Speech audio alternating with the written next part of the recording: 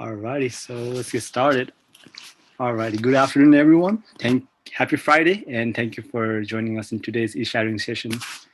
Today we have Dr. Sarah Boyle, who is an urogynecologist and will be sharing her journey towards medicine and her field of urogynecology. As a reminder, don't forget to take the assessment by filling out the Google form that will be posted in the chat at the end of this session. You must also pass with a minimum of 70% to receive your hour for this session. Now, without further ado, it is with great pleasure that I would like to introduce Dr. Sarah for her presentation. Dr. Sarah, whenever you're ready. Thanks so much. Thanks so much for having me. Happy Friday, everybody. It feels a little awkward to talk about myself without any kind of feedback, but I can do it. So let's go ahead and get started here. So I went to college at Carnegie Mellon. I was a chemical engineering undergrad, and I had minors in biomedical engineering and biology.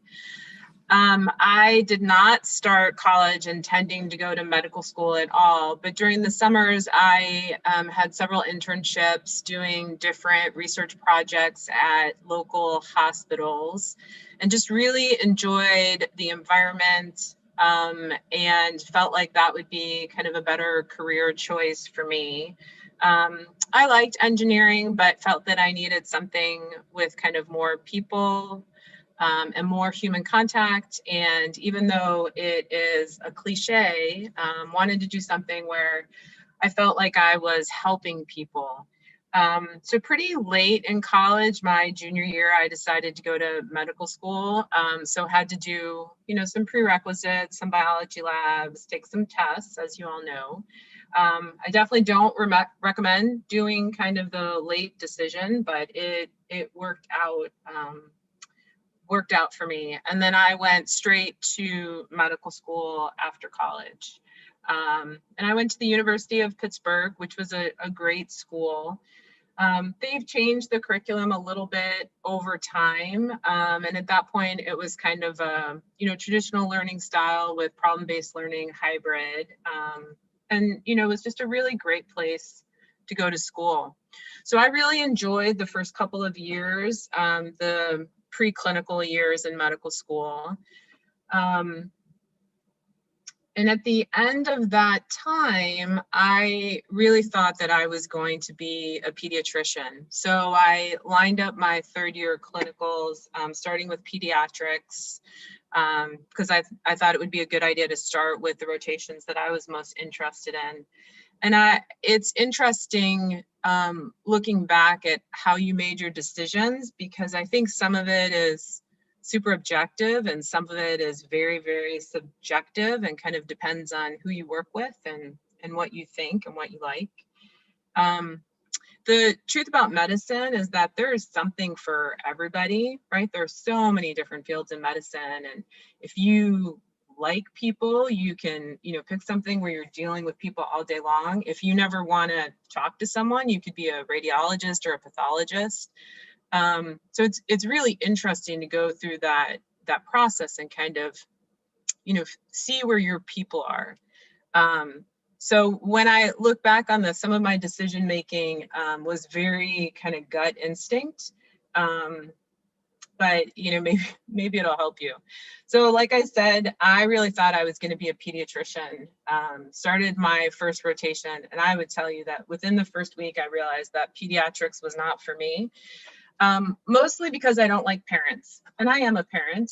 But when you deal with kids, you have to deal with the parents, and I really felt like half the parents were doing so much and too much for their kids and just needed to leave them alone, and then the other half probably needed to do more, but maybe didn't have the resources or their capabilities to do more. And so that just didn't seem like a great choice to me. So then my next rotation was internal medicine, and I, that was kind of next on my list, and I really thought that I would do internal medicine. But, I quickly realized there that so much of health really depends on exercise and nutrition and optimal weight, and that in internal medicine, and all of this is very biased, it is all my opinion, In internal medicine, you're really reminding people to do those things all the time, right? And I just felt like I was going to be nagging my patients all the time, and you know, behavioral change is hard, not always getting the results that you wanted. So then that led me to neurology, and you know, neurology is super cool. It you know, it takes a lot to make those exquisite specific diagnoses, but in neurology you make these diagnoses and then there's no treatment so much of the time. So that, you know, didn't seem like a great choice to me. So as I kind of went through that year, I realized a couple of things about myself. One is that I like to fix things. So I like pretty specific problems. I want to be able to fix them. And then I want my patient to be happy and to go about her life. I also realized over time that my preferred patient population, the patient population that I really, really like to work with, is female. And that I most enjoy kind of older women. I mean, they're super fun to take care of. They have great stories. They have great life experiences. I mean, I would tell you that they never complain unless something is really, really wrong. And so I've found that, you know, that was the population that I was really drawn to. And then the other thing is that I get bored pretty easily. So I like a lot of variety, and I like just doing different things. I like my days to be a little bit varied. So I have a little bit of an unusual course in that urogynecology is not a very well-known specialty, but I was actually introduced to it as a third-year medical student, and just loved it, and kind of knew that that was what I wanted to do for kind of all of those reasons. So urogynecology is a fellowship, and you can either do urology or obstetrics and gynecology. But I knew pretty quickly that the obstetrics and gynecology route was a better route for me, just because urology is a much more male, you see more male patients than female patients, and that just wasn't, you know, my preferred kind of patient population. So at the end of third year, I was pretty sure that I was going to do OBGYN and then go into urogynecology. But, you know, med school goes pretty quick. That third year goes by pretty quickly. And I wanted to take a little bit more time to make my decision. So I actually took a year off of medical school, got my MPH because it just didn't seem like a good idea to do nothing.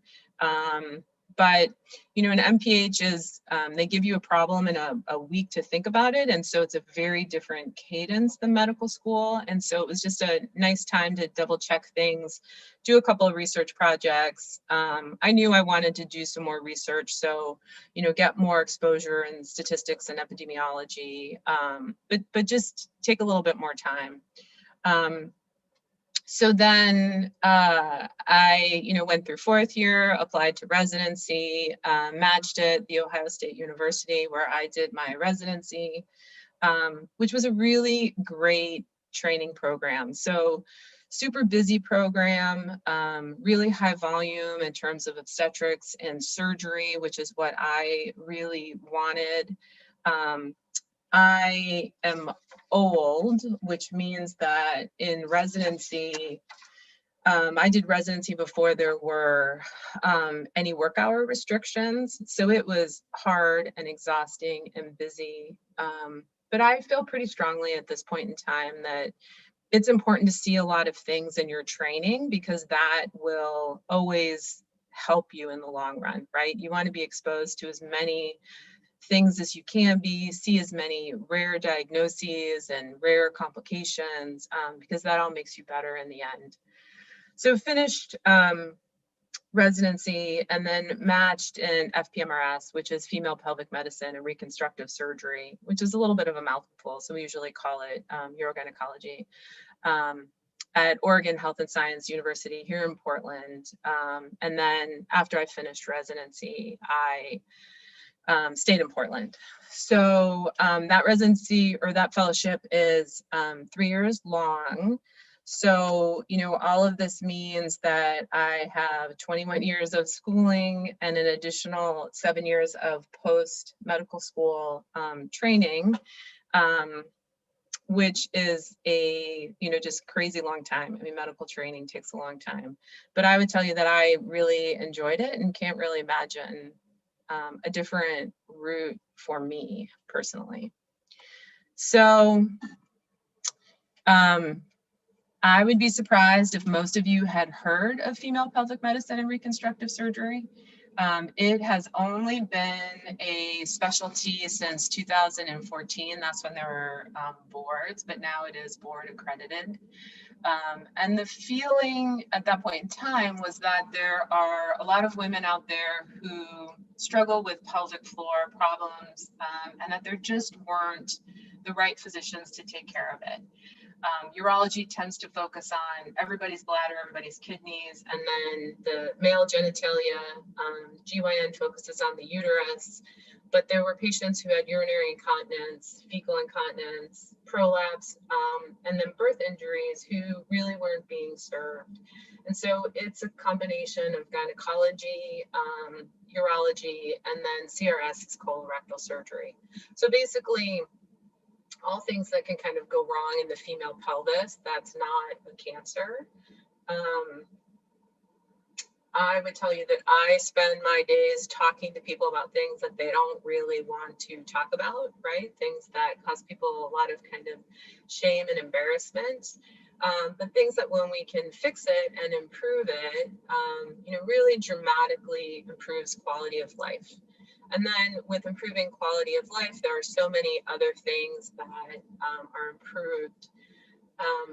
You know, when people have pelvic floor problems, there's a lot of depression and anxiety associated with it. It can lead to social isolation and, you know, problems in relationships. And it's funny how, you know, when you fix it, there are all of these kind of downstream effects that really improve quality of life. So, you know, a super satisfying and kind of enjoyable career choice for me. But I would also tell you that it is not uncommon for me to get in the elevator or have my patient, see a patient of mine in the elevator, and have that patient, you know, not make eye contact with me and look super mortified and be afraid that I'm going to ask her, you know, questions in a public space about what's going on with her, which I would never do. So, yeah, just kind of an interesting field that no one wants to talk about. Okay. So, a day for me, I spend about half my time operating. I do a lot of surgeries to correct pelvic organ prolapse. So, you know, prolapse is really a hernia of either the vagina or the female genital organs. So doing surgeries to fix that, doing surgeries to fix either urinary or fecal incontinence, and then, you know, different abnormalities, congenital abnormalities that can be seen in the vagina and bladder, diverticuli. And then I see a certain number of patients who've had complications after a vaginal delivery with wound breakdown, or maybe they've had a 4th degree tear. So after you deliver vaginally, during that delivery, you can tear the tissue between the vagina and the rectum, and we grade that. A 4th degree tear is a tear that goes all the way through the rectum. And those tears are just,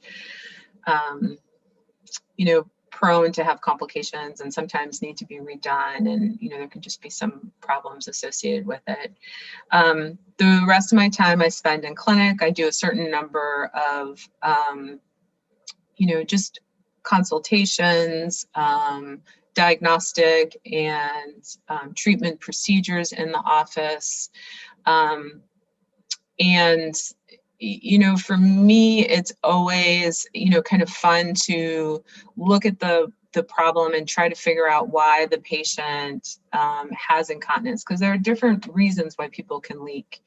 You know, there can be musculoskeletal injuries, there can be neurologic injuries, metabolic injuries. And so really trying to figure out what's causing it, because if you can figure out the cause and change that, rather than just kind of, putting a Band-Aid on it, then I think that's much more intellectually satisfying for everybody, and also tends to be a better treatment in the long term. What else? Yeah. And a lot of it is really just talking to patients. Like I said, I tend to see my patients, pretty routinely, but for a finite period of time. And then at the end of that time, we've either treated them and they're better, or they have the tools to kind of treat themselves. And all of that is just kind of very satisfying to me. So in terms of, just some examples of the type of patients that I see in the office, I just made a couple of examples, and I have to apologize a little bit. My slides are pretty boring, and that's just because they're either super boring or, they have lots of pictures that are super graphic, and I was trying to avoid the super graphic for you guys. So this first case is a 45-year-old female who's had 2 pregnancies and 2 deliveries, and she has leaking with exercise. And I threw this example in here because I think so many people think that leaking with exercise is just something that happens after childbirth and something that happens with age, and something that, we should just accept. And that's, definitely not the truth. So history of present illness, this has been going on since her last delivery, which was at age 33. Keeps her from exercising, so she's gained a little bit of weight because of it. No new medications.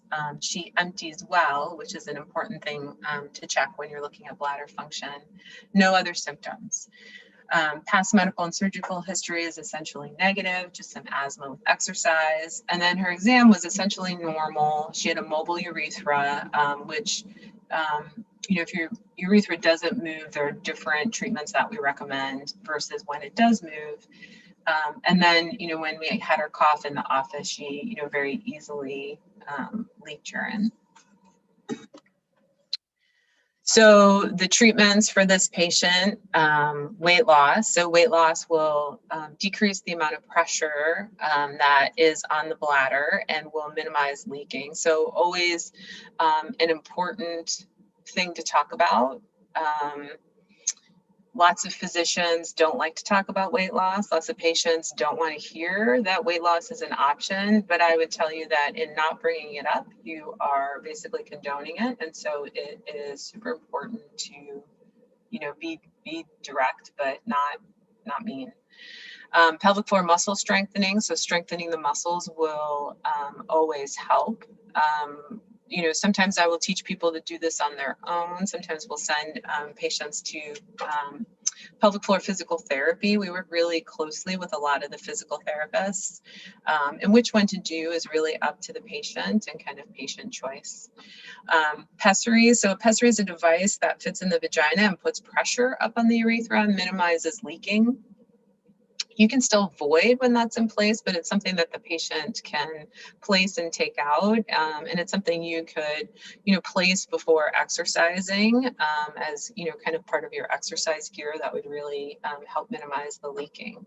So also a good choice if a patient is interested in that choice.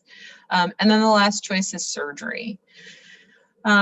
So in terms of criteria for surgery, I think it's always important that patients know all of the options. Some patients will kind of go right to surgery. Some patients want to try everything else that's more conservative first. And that's kind of individual choice. The criteria for surgery for us is that ideally you have to be done with childbearing, being pregnant, or having another delivery can always worsen things. And so ideally we don't want to do surgery before that. And then, we need to make sure that you empty well. We need to make sure that you don't have blood in your urine, which would indicate, something else that needed to be evaluated that might be causing some issues. And then we need to see you leak. And then if you meet that criteria, then, you're a reasonable candidate for surgery if you want to be, right? Because it's all quality of life. Okay. So the next case that I was going to talk about is a 72-year-old female who's had 4 pregnancies, 4 deliveries, who has symptoms of urinary urgency and leaking prior to getting to the bathroom. So urinary urgency is, when you feel that strong urge, you have to run to the bathroom, right? And you just start leaking before you get there. And it, seems like kind of a silly thing. It's important, especially as women get older. It's a big reason why women, elderly women, kind of fall and break their hips, right? Because they're running to go to the bathroom. And so it is an important thing to treat or at least mitigate. So history of present illness, slowly worsening over time. She feels like she's had this for several years. She doesn't notice any leaking with coughing or exercise, and she feels that she empties pretty well. Past medical and surgical history is positive for hypertension, multiple sclerosis, and her only surgery is having her gallbladder taken out. And I'll tell you that the key in this patient's history is really her multiple sclerosis, because multiple sclerosis so commonly affects the bladder. And it is a neurological disease. It affects people in different ways. These patients will frequently not empty well, but also have urgency leaking. So sometimes they'll just have the urgency, sometimes they'll have the poor emptying, and then the kind of worst scenario is you can't empty when you want to, and when you want to hold on to your urine, you will leak, which can be very difficult. So exam, she walks into the office, no obvious kind of motor defects with her. She was able to void to completion, so she's emptying really well. Normal exam, had her cough, no obvious leak for this patient.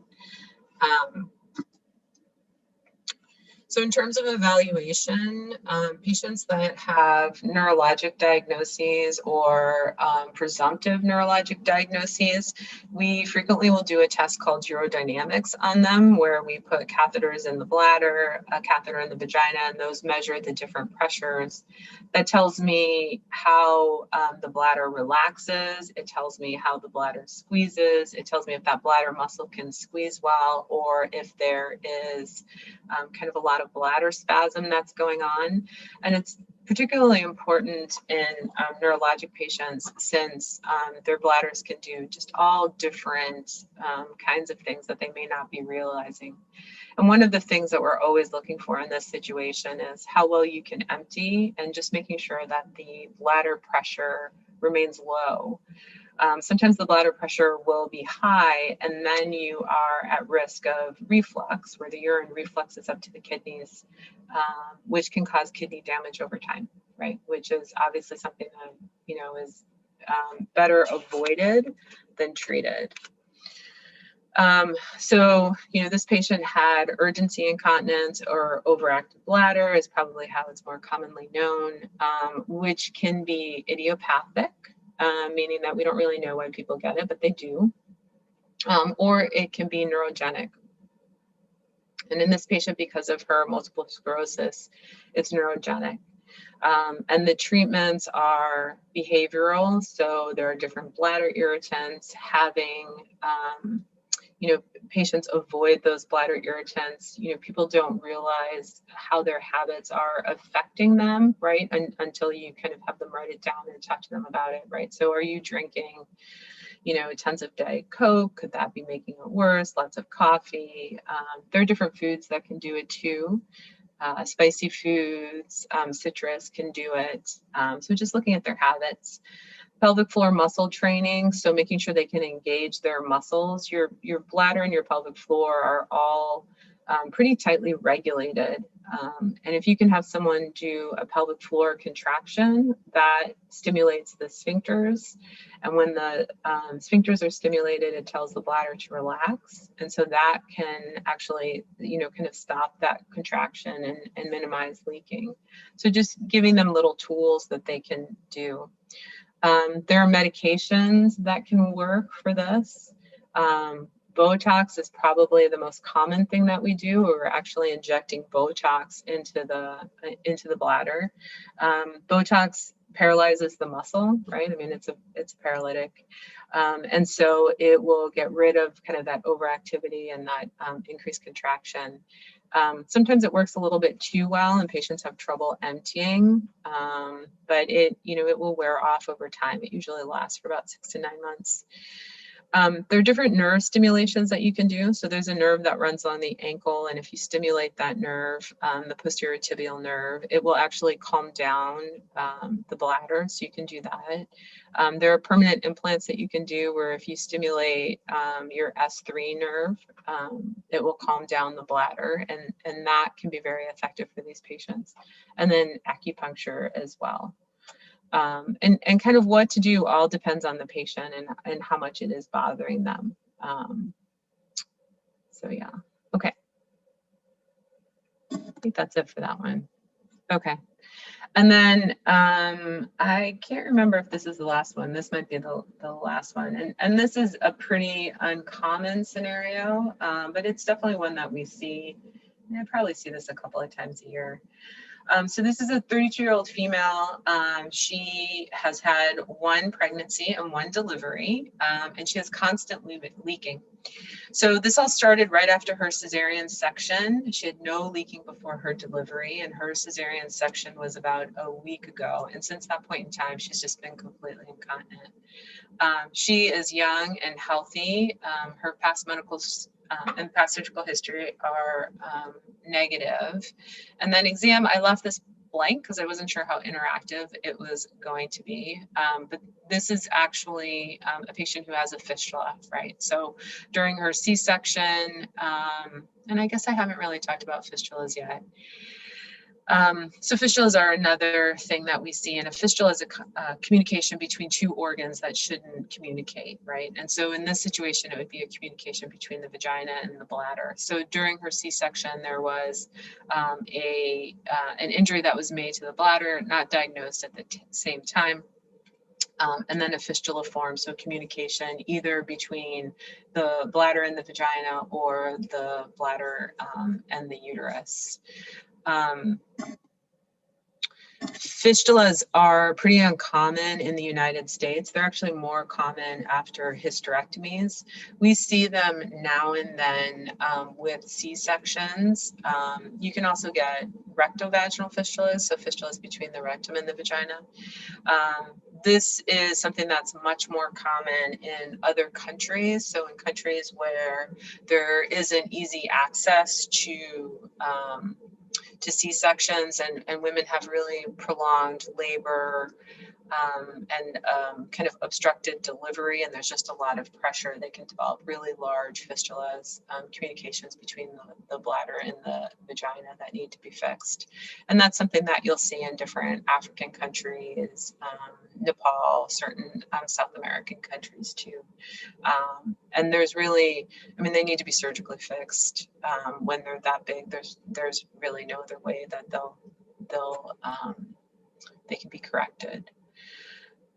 Sometimes putting a Foley in the bladder and draining it, if it's small enough, will correct it over time. It'll heal on its own, but most of the time it requires surgery. So those were kind of the 3 cases that I had to present. My advice for you guys, and I don't know, what time is it? I can't tell how quickly I went through that. Oh, only half an hour. So my advice for you guys, I think there's something for every personality in medicine. I think that's the great thing about medicine, is just kind of figuring out where you fit. I think when you're deciding what you want to do, you need to really think about what kind of work you want to do and who you want to be doing it with. I mean, I really like little old ladies, and so what I do, allows me to spend time with the people that I like to spend time with.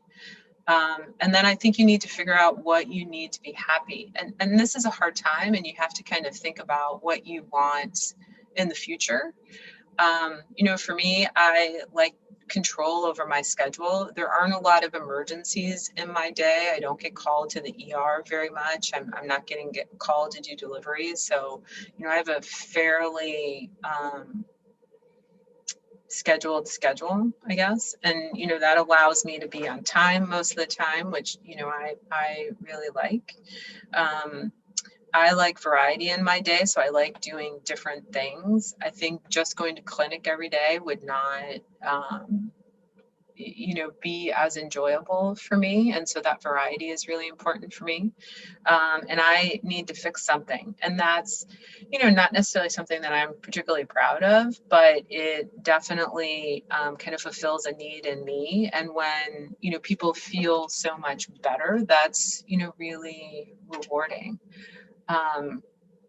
And it's funny, you know, it's not always the big surgeries that make people happy. I mean, sometimes it's, you know, small little things, talking to them, maybe a little bit of a medication or a little bit of a lifestyle modification, can really make a huge difference for somebody.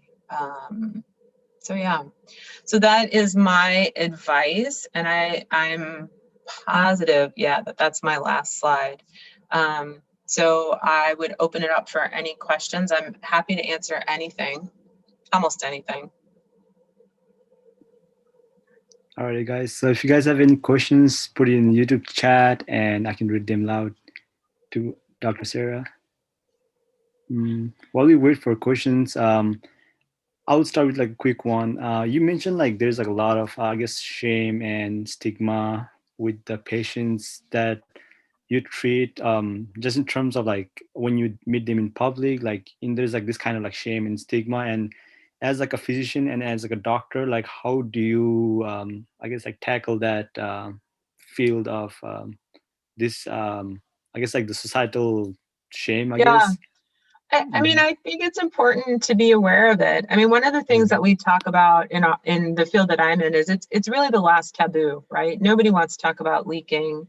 You know, we used to kind of feel this way about breast cancer and mental health, and those things are much more in the open now, but people don't want to talk about it. So when people are in the office with me and they're private, I will talk to them about anything. They will kind of reveal their deepest, darkest secrets to me. I'm always very respectful. And because I've done this for so long, I frequently know what they're struggling with before they tell me, right? Or I'll ask them a question, or I'll say, you know, are you leaking with intercourse, right? Which nobody wants to talk about. But when I'm in public with patients, and I say this to my patients, I will ask them how they are. I would never ask them a specific question. I would never say anything that would identify them as one of my patients, right? So there are a lot of people that I work with in the hospital who are also my patients. And I would never do anything to kind of out them. And everybody knows that.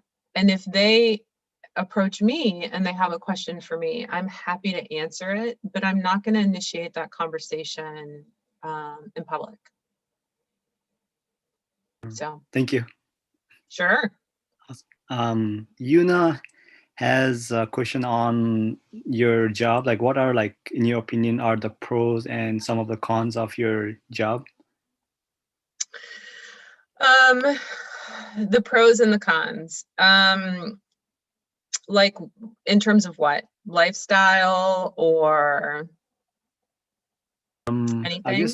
I think in general, I think she's just like asking, Yeah. you know. So I think the thing for me is that it suits me, right? I kind of love everything about it. I think, you know, one of,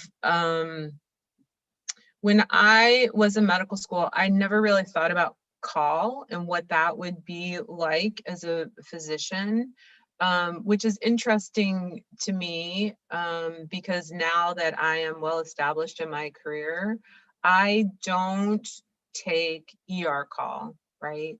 And so I am on call for my own patients. If they have an issue, they call me, but I don't handle a lot of emergencies. I mean, it's just not something that happens very frequently. I mean, it's probably once every, I don't know, maybe 10 years.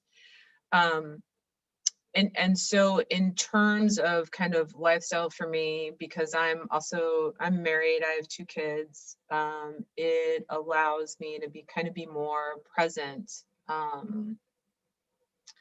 you know, in my home life, right? So I like the fact that my my world is pretty scheduled. Medicine is moving more and more towards that in general, right? With more and more people working as hospitalists and laborists and having, you know, kind of shifts. I don't have shifts, I set my own schedule. But because I don't do as many emergencies, that makes, you know, just my life a lot easier. So yeah, and I think the big pro for me is that I make a big difference in people's lives, right? And you know, that is very meaningful to me. Awesome, thank you. Sure. One of the questions Yuna asks is, what qualities do you need to have in order to be successful in, I guess, in general, like in your career as we explore medicine? What do I think you need to be? I think you need to be, so like I said, there's something for everyone, right? I think you need to be pretty organized, right? And you know, there are different levels of organization in doctors, but you need to figure out you know, kind of what process you need to always, you know, kind of do the work and not forget things, right? So like, you know, when I'm examining people, I always do things in the same order so that I never forget anything, right? And if you do that and you always do it the same way, then you're going to always remember things. So you know, you have to be pretty organized. But I think the other thing is you have to be pretty honest with yourself about what you want and why you're doing it. Um, it can be a really hard job, right? You have to have pretty thick skin. No matter how good you are, you will have complications and things will happen that you don't want to happen, right? It's just kind of statistics. And you have to figure out how you're going to deal with that as you help your patient deal with that. Excuse me. And I think that's one of the hard things, right? Because we all want to be perfect. And I mean, I haven't figured that out yet. Awesome, thank you for the answer. Yeah, I don't know if that's a little too grim. I think it was realistic. Yeah, I mean, you know, you want everything to be perfect, and it's not always going to be. We have, I guess, like this another questions kind of goes with this question, like, so if you had to like start over, like would you still go for urogynecologist, or would you like have like a different I guess like a specialty that you want to pursue? No, I mean, honestly, I would do the same thing over again, which I think, you know, I think when you meet a lot of physicians these days, a lot of people talk about, you know, being super burnt out and not kind of enjoying what they do. I really like the work that I do. I really like the patient population. One thing that I haven't really talked to you guys about is that I'm in private practice.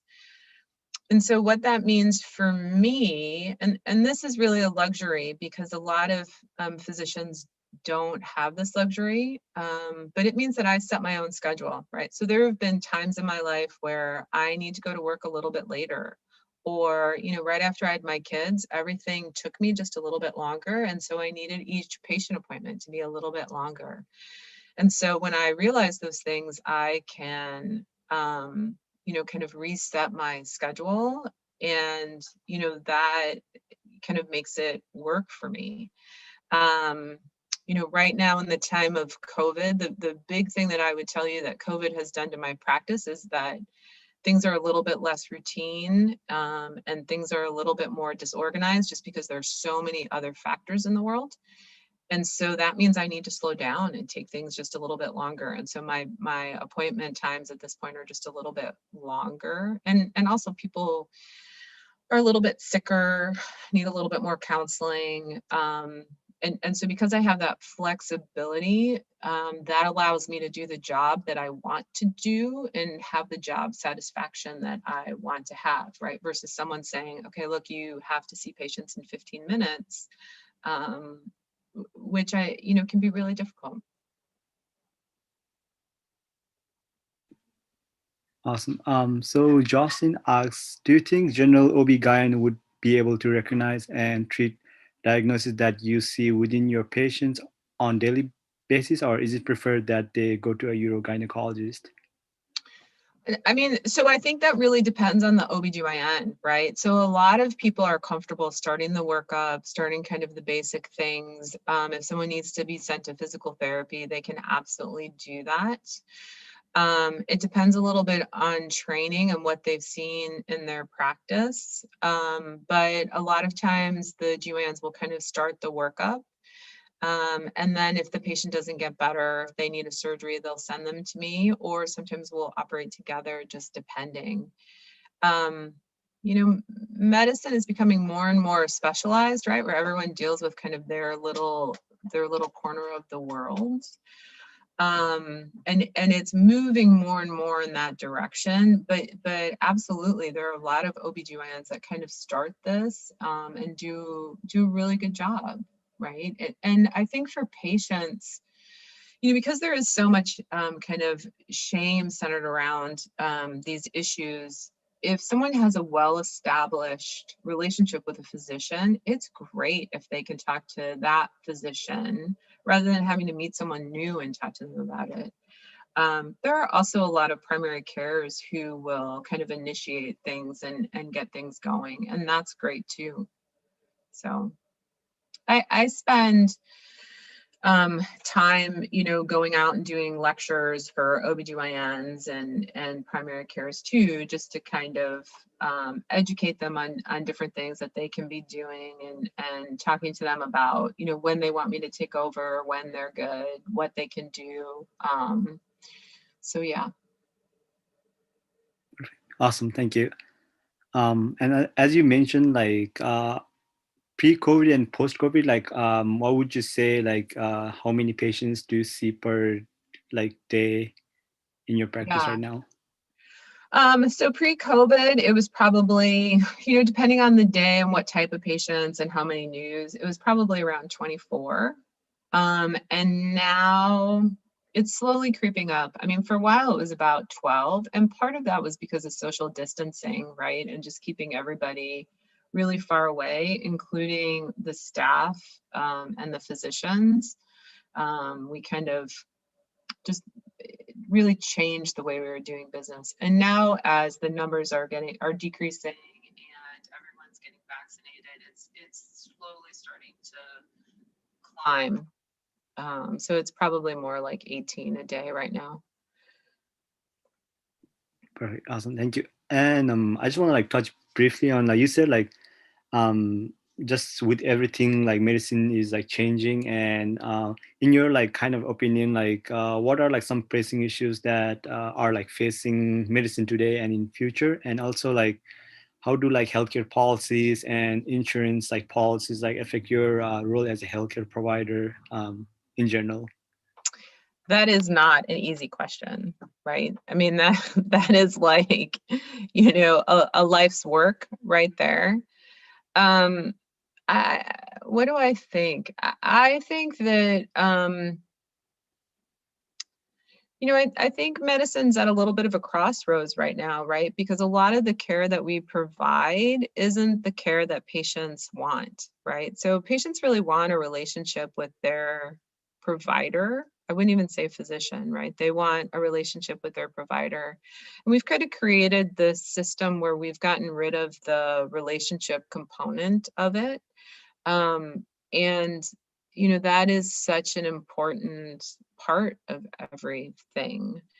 Um, you know, where we've created this system where we're doing a lot of screening and ruling things out, but you know, not really having a relationship with patients. And so I think that leads to kind of burnout on the part of physicians, and it leads it to dissatisfaction um, for patients. I also, you know, we've also created these, you know, huge systems, and sometimes it's really hard for patients to communicate with the office, right? And all of those things are really important. You know, and it all comes back to the relationship and the trust. I mean, I can run my office the way I want to. And so it's really important to me that, people can communicate. They don't usually talk directly to me, but if anybody needs anything, then, someone's, one of my nurses is talking to them and telling me, and because they can actually talk to a person rather than just kind of being into a system, I think that leads to a lot of satisfaction for patients. What else do I think? I think we're really redefining things at this point in time, right? As physicians move more and more to kind of shift work, versus being on call all the time, which is totally not sustainable and leads to a lot of other problems. But just kind of figuring out how all of that works, right? And we're trying to be more efficient.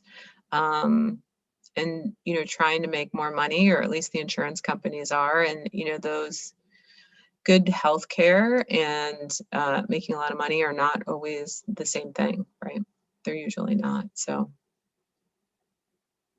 Awesome. Thank you for answering it's a such a complicated complex. question. Yes, thank you. I guess like one of the questions is like, can you share like a story where like you're working and it just got crazy? I guess some kind of like crazy story. Crazy story. Like what kind of crazy story? I have so many crazy stories. I need more. I don't know like what the so when I tell my crazy stories, I have to have a good feel for my audience. And I don't know what kind of like how crazy of a story you guys want.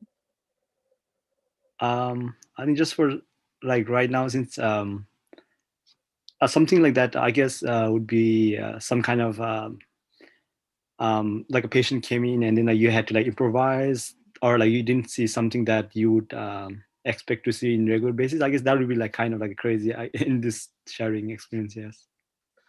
I think in gynecology, all of those stories end up being like super sexual, right? And then I'm trying to be on my best behavior. Yeah, I mean, in gynecology, I would tell you, so the stories in medicine, and it depends on your field. It's always, what was the strangest thing did you find that you found in your particular organ, right? And so in gynecology, it's, what did you find in the vagina? And colorectal surgery, it's what did you find in the anus, right? What did somebody swallow? And for me, that answer would be racquetball.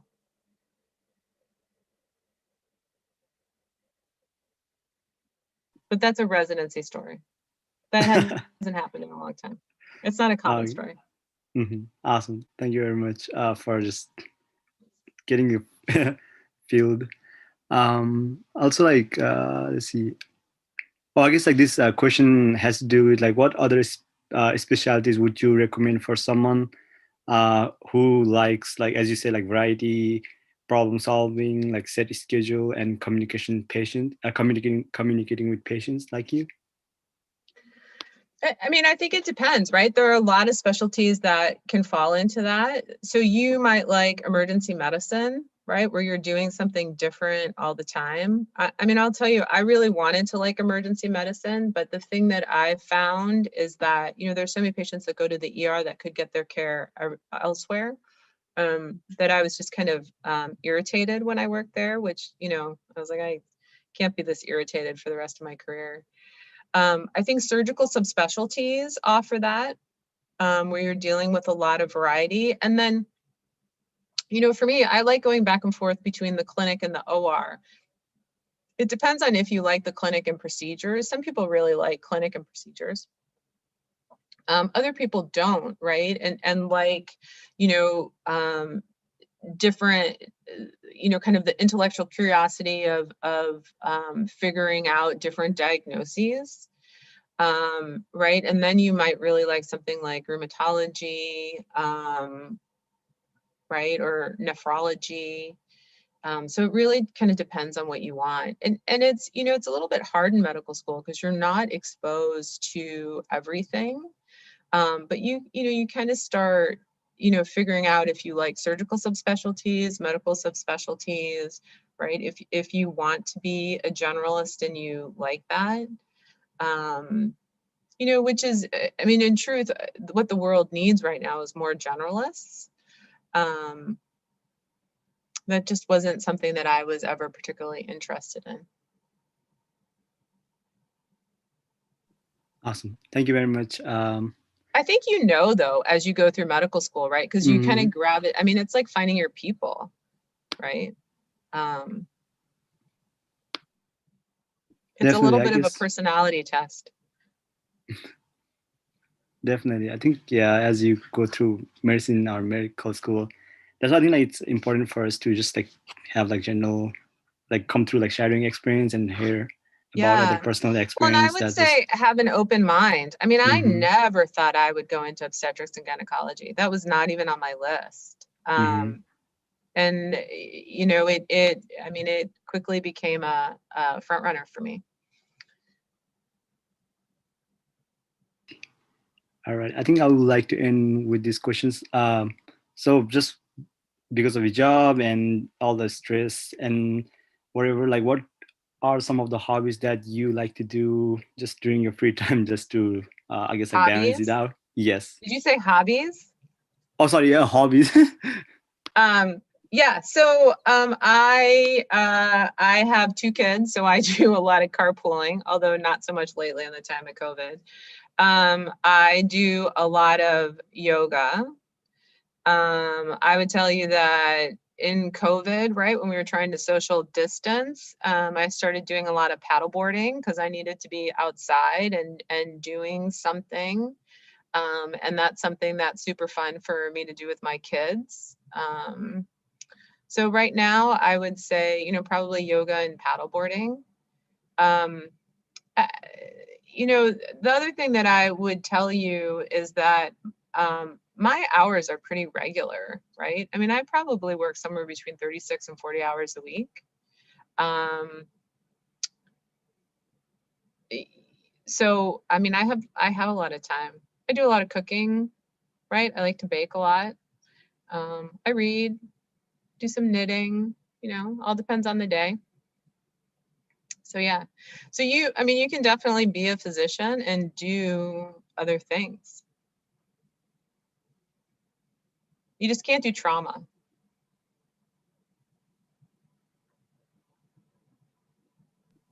All righty, perfect. So let's see if I can double check quickly. All right, I think that would kind of conclude the Q&A section for this e-sharing session. So can I just say one more thing?